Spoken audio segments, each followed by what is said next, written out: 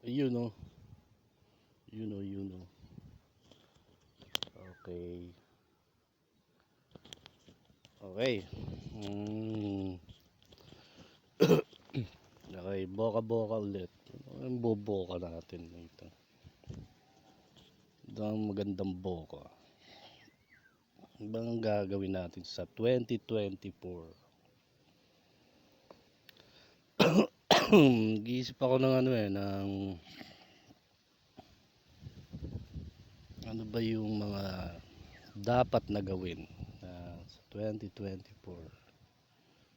Kasi 2020, simula 2015, ah, may nakita naman tayong kahit papaano na maayos-ayos, maayos-ayos sa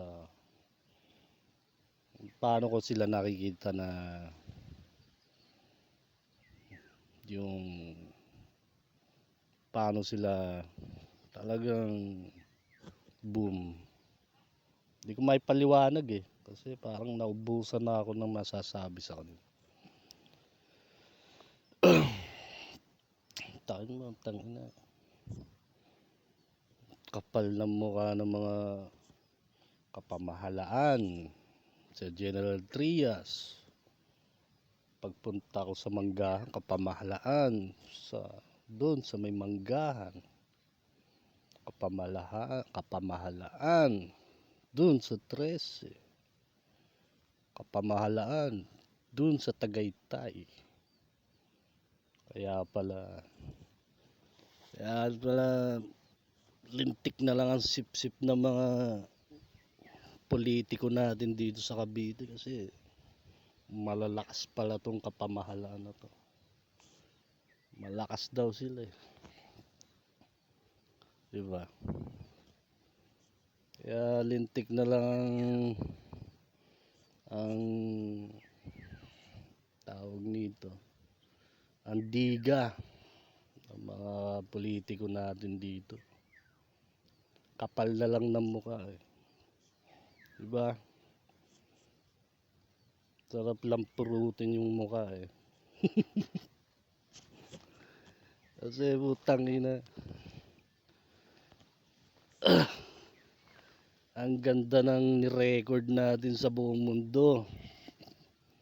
Ang inukit natin sa buong bansa. Ang ganda ng mga ginawa nating action. Ang ganda ng ginawa nating malupit-lupit. Tapos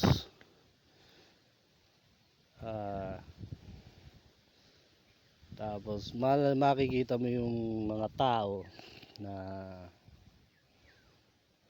may tao ba? Tao pala.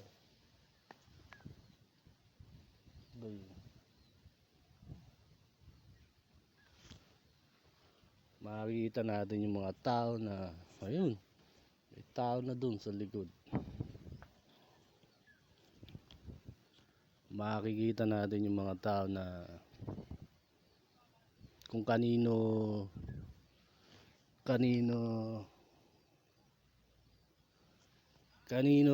sumusunod, diba? Kung kanino naniniwala ang mga tao. Kasi pag nakakahiya talaga yun, diba? Ngayon may dumating na may mga kulangot na nang dumating. So makikita nyo lahat ng sinasabi. So may maraming napeke na pinakitaan ka lang ng pera sa meron tayo, di ba? Gagawin kitang artista, gagawin kitang mayor, gagawin kitang congressman, gagawin ko ng malupit sa Cavite, lalagyan natin ng circus, lalagyan natin ng kung ano-ano. Ano ang pinakamabigat na meron tayo? Ano ang pinakamalupit sa lahat na meron tayo? Sige nga, isa-isahin nyo. Ano bang pinakamagandang binigay nila sa binigay ko? Isa-isahin nyo. Para ipamukha lang natin sa mga kupal na to na ano ba yung binigay na para sa atin, na binigay ng mga baliw na iglesia to. Diba? Ano ba ang binigay ni Jan Salgado sa buong bansa na para sa atin? Sige nga, ilabas niyo yung mga circus niyo, ilabas niyo yung mga kengkoy niyo, ilabas niyo yung mga nagawa niyo sa bansa. Ano ba yung pinaka magandang naibigay ng tawag nito ng gobyerno sa bansa? Ano ba? Bigyan niyo ako ng isa na pwedeng tumapat-tapat sa akin ng kahit kapiraso. Kasi ayoko ang hirap nung konting boka lang, gawa ka lang ng kengkoy dyan, wala na. Nawala na yung sagot sa tanong ko. Diba? Kunyari, tinanong mo yung madlang people doon. Ano ba yung ginawa? Ano ba yung naibigay sa binigay ng gobyerno? Ano ba yung binigay natin sa binigay ng gobyerno? Ano kaya yun? Tingin nyo. Tumapat ba kahit kapiraso?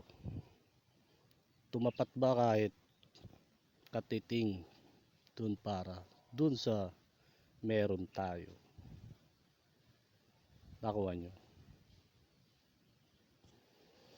Okay, at susunod na ulit. May mga, ewan ko, may mga kulangot na pumunta rito. Mamaya na ulit tayo. Tsaka sana makaisip kayo na gayahin natin si Fernando kaya si Lito Lapid. Konti makaisip kayo ng pwede natin magamit, di ba? Para naman medyo may amor naman kayo para sa akin. Ganun lang kasimple. Okay, susunod na ulit.